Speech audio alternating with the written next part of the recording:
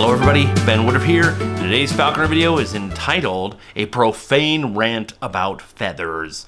And while I'm ranting this rant, I recently got a Bengal cat, a little kitty, and she keeps meowing a lot. So if you hear meowing, it's her. Maybe she might jump up here and say hi, who knows.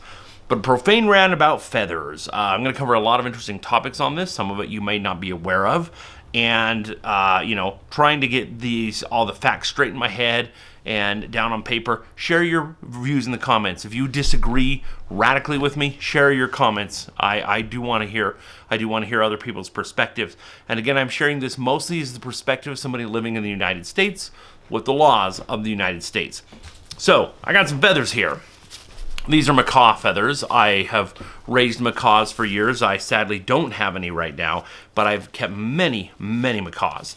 And in the United States, you do not need a permit to keep a macaw, nor do you need a permit to keep their feathers. And in fact, people buy and sell and trade their feathers online. Some of them are very expensive. I've seen feathers like this from a blue and gold go from anywhere from $40 to $200 for just, these are the two middle feathers, these are the deck feathers. So there is commercial value in feathers. There always has been. We know at the turn of the century in the United States and all over the world, feathers were all the rage. Women wanted to wear feathers in their hat, fancy, beautiful feathers. And there was a ridiculous slaughter of water birds, especially a lot of members of the heron and egret family in Florida. And women would wear these decadent feathers in their hat. And I love wearing feathers. I got my headdress when I do fire dancing. Got emu feathers on the back of this, right? So even today, I mean, I'm not a normal person, but I'd come across as a fairly normal person, but yet I still have feathers. I still use feathers in my decor and it's normal. Feathers are beautiful. But people have always been attracted to feathers. Feathers are unique. They're often colorful or striped or banded. So they're bendable. What are they made out of? Feathers are made out of keratin, the protein keratin. Keratin is the same material as your fingernails. It is also the same material as horn, not antler. Antler is different. Some people mistakenly called antlers, like on a deer, those deer has big horns. No, it has antlers. Antlers are made out of bone, and they fall off every year and grow back bigger. Horns have a bony core underneath, and then they have a keratinous sheath that grows and grows and grows and grows and grows. So, like a bighorn sheep or a mountain goat, their horns are made out of keratin. Your fingernails are made out of keratin. Feathers are made out of keratin. A rhinoceros's horn is made out of keratin. So what is feathers? Feathers chemically are basically fingernails. They're not filling the same role, but they're made out of the same stuff as fingernails. Why do I bring that up? Because we put a lot of value on feathers. Now, in falconry, for thousands of years, people have flown birds of prey. And in the wear and tear of flight and hunting, your bird might break a feather. Now, every year, your bird molts feathers. And if you save them, then, if it breaks a feather, you can take the matching feather and repair it with a previously molted feather that corresponds to the exact same feather. That is called imping. And it's a bit of an art to it. This is not a video about imping, but I'm just saying, even just for utilitarian reasons, falconers have always had a reason to save molted feathers. Not only that, imping techniques have been instrumental in helping parrots. So there are illegal parrot trades where people will illegally take parrots from the wild and then sell them on the black market as pets. Now, as part of that process, they cut the feathers. Well, there are biologists who utilized falconry ideas and technology and said, hey, here's what we're going to do.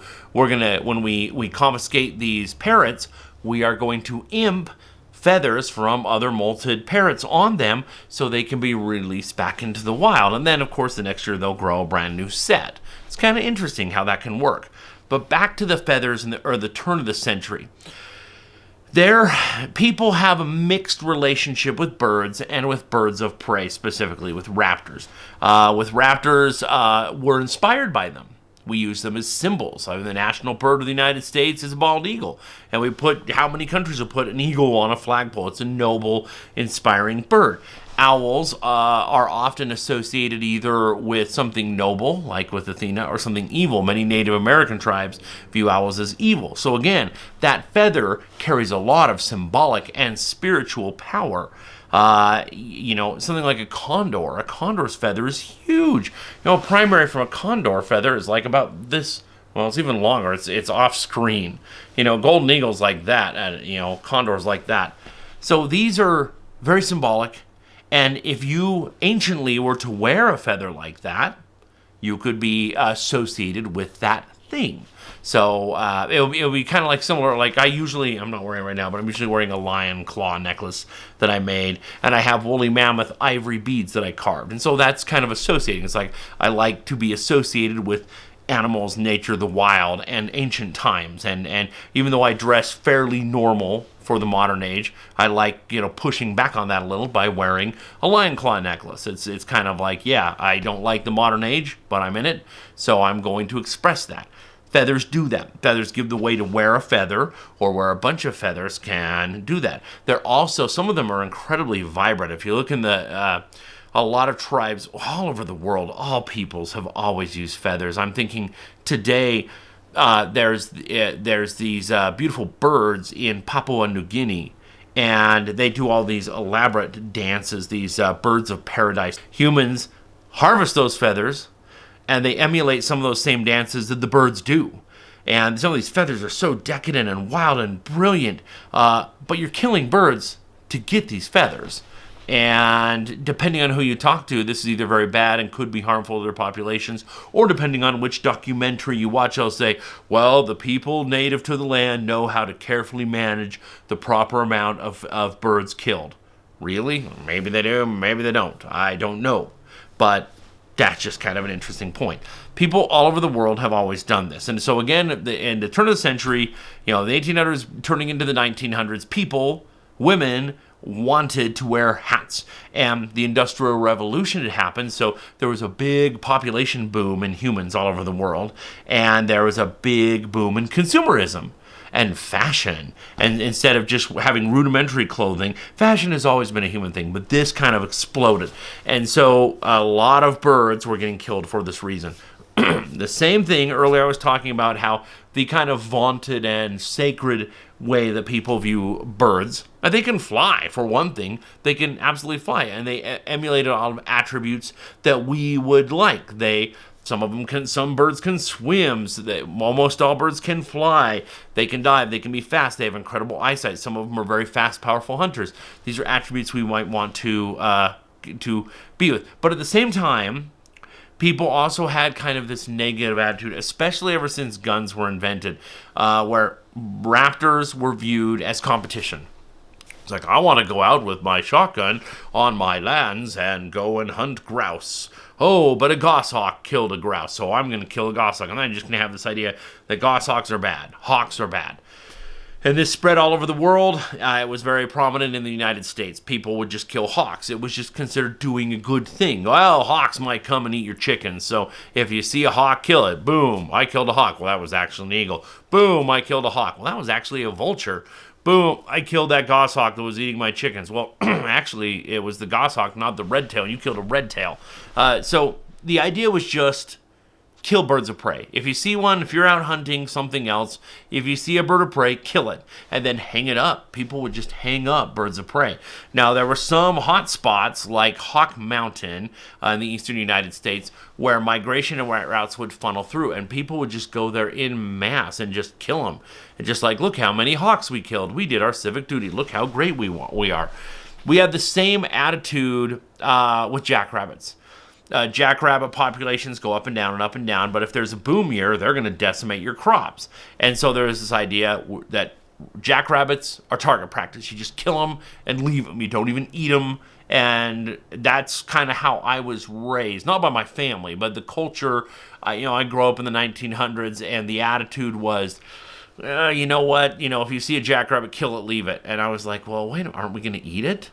Why are and now even today, people just have the idea, let's go bunny blasting, let's just go kill a bunch of jackrabbits. It's like, no, it's okay to hunt, but you're just killing in mass. Well, they're going to decimate the crops. I'm like, What crops? This is the desert and there's not a farm for 100 miles. You're just killing things that you could eat and that wild animals like badgers and eagles coyotes could be eating too. And the same thing, coyotes, let's just kill them. That's just the attitude.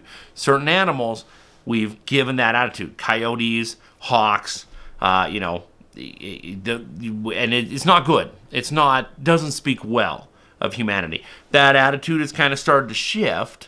And in the early 1900s, I think it was 1918, America made the Migratory Bird Treaty Act. And I think we first made it with Canada, and then with Mexico, and then Japan, and then Russia. And this was an act saying, hey, you know what? We got birds in our country, you got birds in your country, and some of those might migrate back and forth. So if they're protected here, we want to make sure that they're not getting killed in your land because they're going to come winter here and or breed or whatever. So it's like, this is the right thing to do. Let's protect these birds. That sounds good at first. That makes sense. Okay, sure. Let's protect them. But it's kind of shady. Well, I'll get into the shadiness in a minute. But I'm for the idea of protecting birds of prey, especially back then where the attitude was, hey, you just kill them. And it took a while for that to take effect, where people still just kind of shot them. But eventually, it's pretty hefty. I should have looked it up right before, but it's hefty. It's like up to 5 years in prison and up to like $200,000 in fines or something like that. It's something ridiculous amount. So here's what the laws are.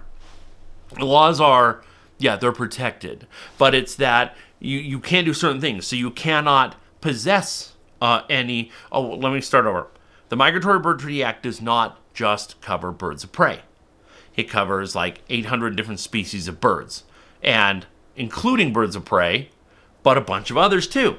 So think of that through when we're talking about all this stuff. We're going to get into this in a minute. So all these birds, including birds of prey, are protected. You can't have one of them alive. Without a permit. If you have some sort of a permit, okay, you cannot have any part of them. Now, this gets misconstrued a lot. People say, you can't have feathers from a bird of prey.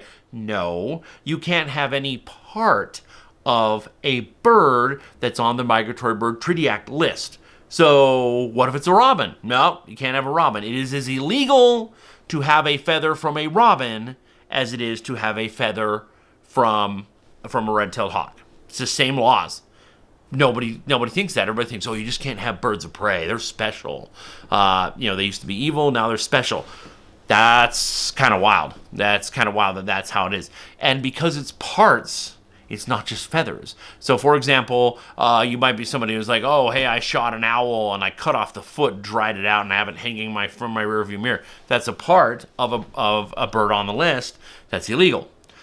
We also had other issues. So there was years ago, it's been like 7 years ago now, there was a wildlife rehabber who made a deal with a vet. So the vet would give free medical service to the rehab animals that this rehabber would get in. But in exchange, any eagles that died, she would remove the eyeballs and give them to this vet, because the vet used them to practice eye surgery on, and an eagle has a bigger eye than other birds. Well, those are parts. Those are parts of a protected animal. And so they both got busted and got in huge trouble over this. So you can't have a part. You can't have a dried out wing. You can't have a foot. You can't have a feather. A feather. You can't have a stinking feather. So, all right, if it's on the list, most people do not know this. In fact, the general idea, here's what most people think. Here's what I was taught growing up. You can't have a feather from a bird of prey. Not an eagle, not a hawk, not a bird of prey. You can have a feather from other stuff like robins or magpies. Those are okay. And Native Americans can have them. They are allowed to. That's kind of what it was taught, and that's what the general populace thinks. That's not true in any way, shape, or form. Again, first of all, it's not feathers. It's any part of these animals on the list. And one time I was doing a show, and there was a wildlife officer standing on the edge watching my show, and my hawk flapped, and a feather flew off, and a little kid ran up and picked it up, and the officer came right up and he goes, "Oh, no, sorry, you can't have that," and he hands it back to me. which is true. He's like, you got to have a permit for this. You can have them from other birds. Like if you have like robins or crows, you could have feathers from those, but not from a hawk. And the kid's like, oh, okay. And I'm like, no, that's not true. You just mentioned robins and crows. Those are both on the Migratory Bird Treaty Act list. They're both protected.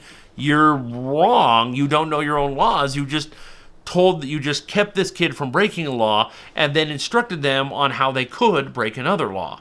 So it's kind of crazy. Now, the other thing with Native Americans, there's different accounts on how this all went down. So the idea was like, if you're a pure-blooded Native American, you're allowed to have feathers from birds of prey. And that's what was taught throughout all the tribes. That's just kind of the general understanding. If it wasn't the case, they still had to either originally like kind of register or have some sort of permit showing that, hey, they're allowed to have these, but it was never enforced. It was kind of like, well, whatever, kind of turning a blind eye. And this one wildlife officer went to a powwow and started going up to people, hey, you're wearing eagle feathers. Where's your permit for it? And they're like, well, I don't have a permit. I'm Native American. They're like, okay, I'm issuing you a citation. And he was issuing citations all around to all these people, which technically he could legally do. But it's like really bad form kind of doing that. It's like, well, okay, law is law. But it's like, that doesn't seem right. So one guy was being very abrasive back and is like, hey, what are you doing? No, I can. These are my these are my rights. This is my heritage. I can do this. And so the guy arrested him, and the guy killed himself while he was locked up. And he said, if I can't participate in my own religion, then I would rather be dead. And so that made the government go, whoa. And so at that point, and this has been a while now, but they kind of took a hands-off approach, like we're going to kind of turn a blind eye to some of this, and kind of because that was really bad, really, really bad. So let's get into this a little bit here. What's the real view on these things? Well, feathers in America, they're protected by the Migratory Bird Treaty Act, also the Endangered Species Act, but also you might have local laws as well, and also the Bald and Golden Eagle Protection Act. Well, Native Americans, under certain circumstances, can have feathers. Now, it's always changing. It's 2025 right now, so it's always changing on, like, do they have to be registered and have those feathers listed on a permit or not? None of them do for the most part. So, but again, the government's kind of turning a blind eye. But the rationale is, well, this is their religion, this is their ways, so we need to honor that. Well, I've got a couple of thoughts on that. So first of all, sure, I think people should be allowed to practice their religion as long as they're not hurting anybody else. Native American beliefs are ridiculously fluid. I even used to dance in powwows when I was young, powwows where I was allowed to. And so seeing how beliefs change, because it's not written beliefs, they're fluid. And so every belief is omnipresent. Whatever is the current belief this is our belief. This is what we've always believed. I have watched in my lifetime traditions in dance regalia change. I've seen dance headdresses go from being a roach made out of horsehair and being almost straight up and down to then the fashion changes and now it's made out of porcupine guard hairs and it's all out. And I watch it evolve. It all changes. After World War II, at the powwows, women became much more important in, like the shawl dance and the jingle dance became very included in the powwow, where before World War II, not so much. So things change. That's okay. Things can change. And I fully support Native Americans to be able to practice their religion. Here's the thing. When we're talking about laws, this is America. America has a freedom of religion. You have a right to, follow laws. You have a right to practice your religion as long as you're not harming other people. Now, I've looked into this before. To start a religion in America, it's something like you have to have some sort of document documenting, outlining what your beliefs are, and you have to have at least 3 adherents, people who are like, yes, we believe in whatever this document is, and we're followers of this way. And then you can register. And then you have tax-exempt status. You can just be like, hey, I'm going to just do whatever. I'm going to do a business. I'm going to be Hippy Dippy Joe's, sacred kitty cats. And I'm going to do whatever, and I want tax-exempt status. Our government in the United States, backs way off, and we do not put a lot of pressure. It's like, prove that you really believe this. Prove this is really legitimate. And one of the bad and at the same time cool things is that anybody could just have a vision. Anybody could just have a revelation and start a religion. Now, that's bad, but it's also good. As long as you're not harming anybody else, do your thing. Follow your path. So here's where I have a problem. The laws that currently say if you're Native American, whatever that means, whatever percentage, whatever, you should register that you have feathers, but you don't, and the government turns a blind eye. But we feel bad about atrocities that were committed in the past, understandably so. So we're going to be like, well, okay, we'll turn a blind eye, but, technically on the paperwork, because you're Native American, you can have these feathers. Okay, the laws that are protecting that are protecting it based on grounds of religion, not ethnicity. It's like, we are practicing a Native American religion. Well, you can have converts.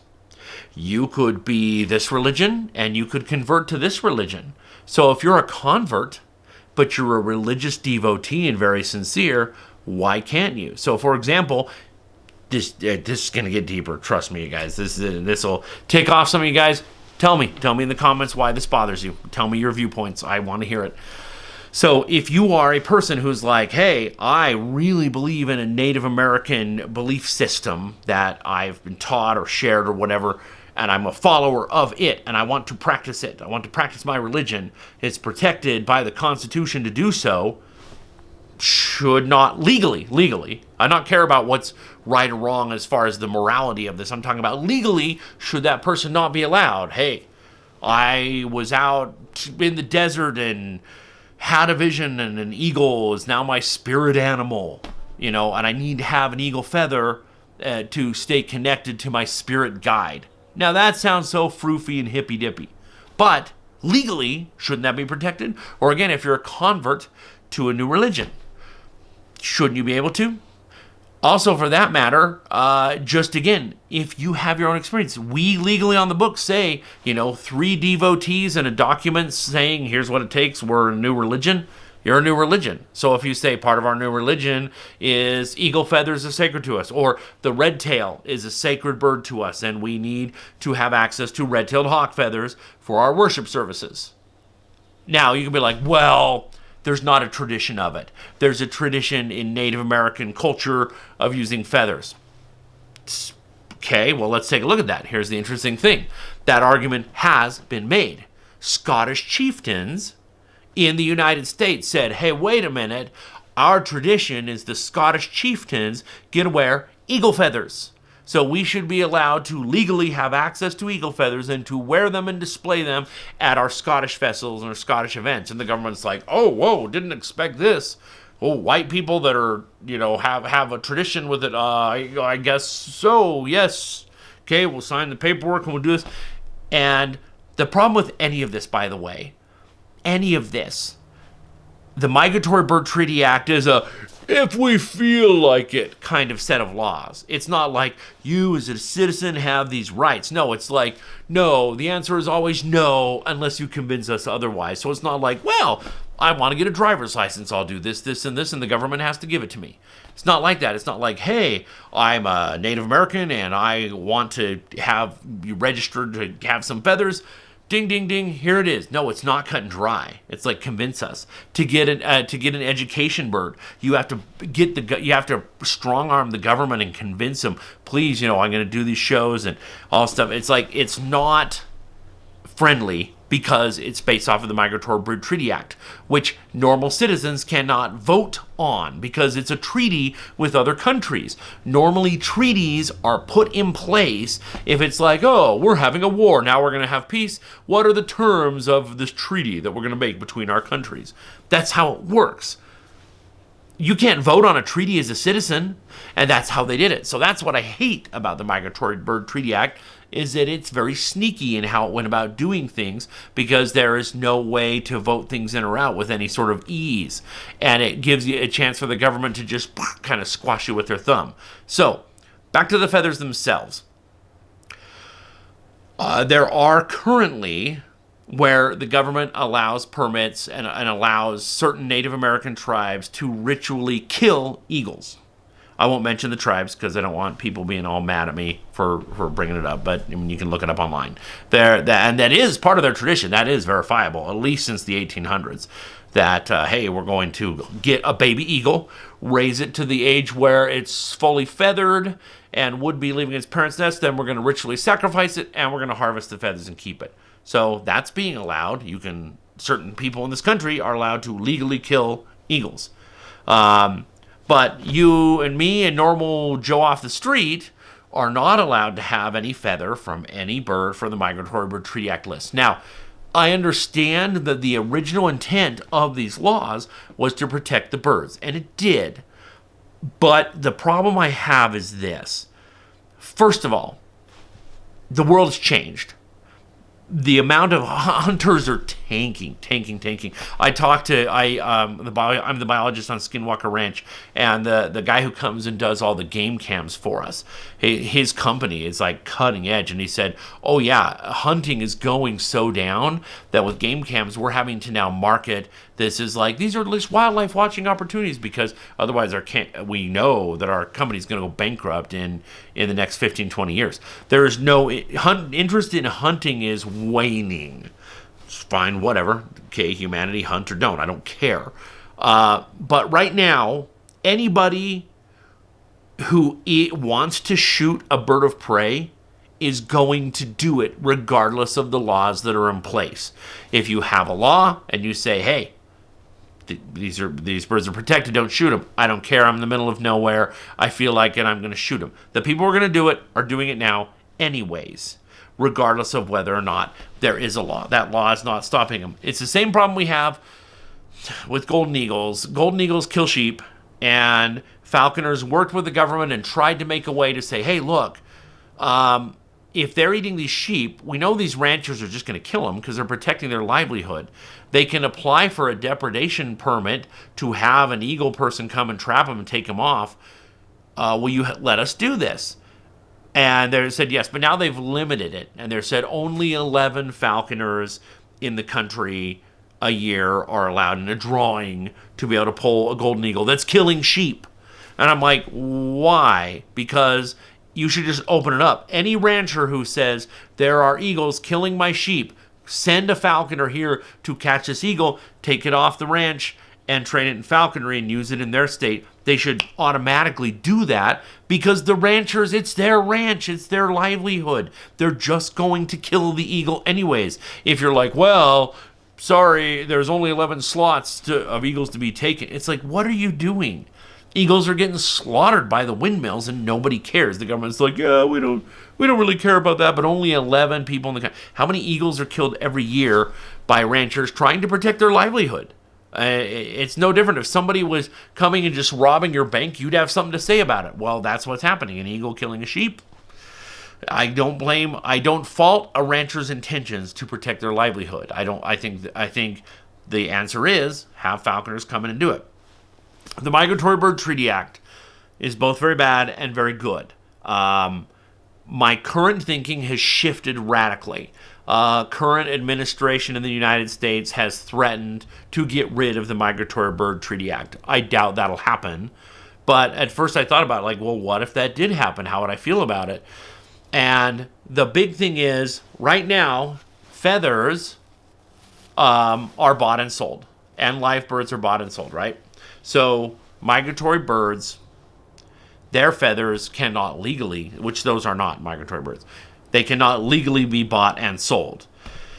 Well, I do not believe with our current culture in the United States that if you said you can legally have feathers from any bird on this list, I do not believe that people are going to go out in mass and start killing birds and birds of prey for their feathers. I simply do not believe that. And I believe the people who would already are.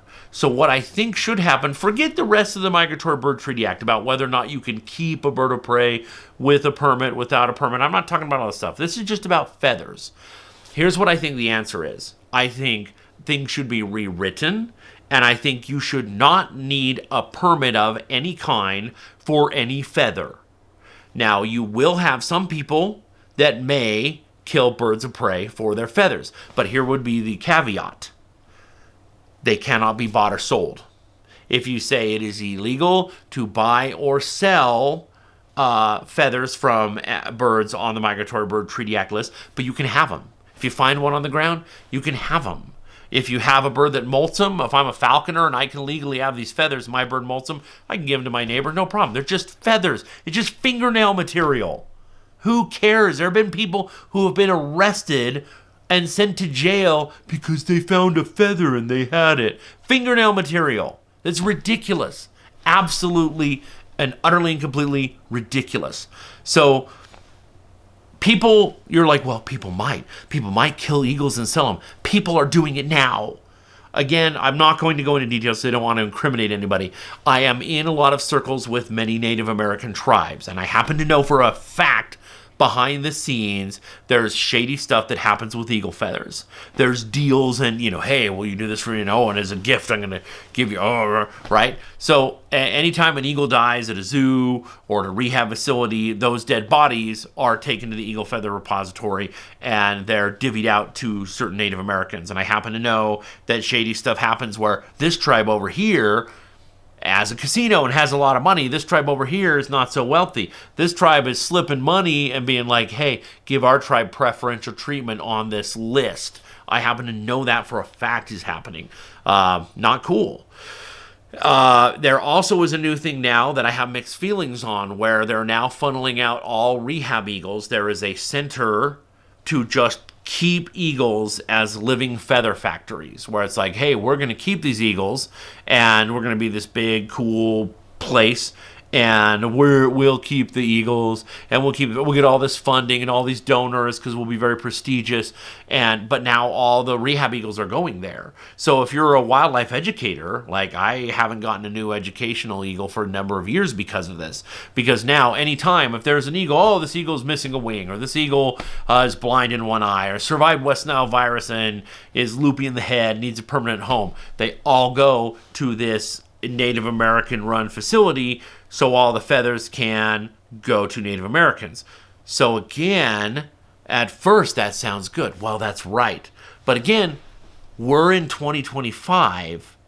Everybody who's a citizen of America has a right to practice their religion. So even if you're hippie Joe and you're like, hey, I'm just high and I had a vision quest and I genuinely believe an eagle is my spirit guide and I found an eagle feather in the desert, this is sacred to me, that's as legitimate as anything else. On paper, legally defendably in court, that now it's defendable. I understand that's not, the laws don't allow that, but I'm saying it is a defendable position because it is dealing specifically with religious beliefs. So again, I've been all over the place on this. I do think it should be illegal to kill birds of prey.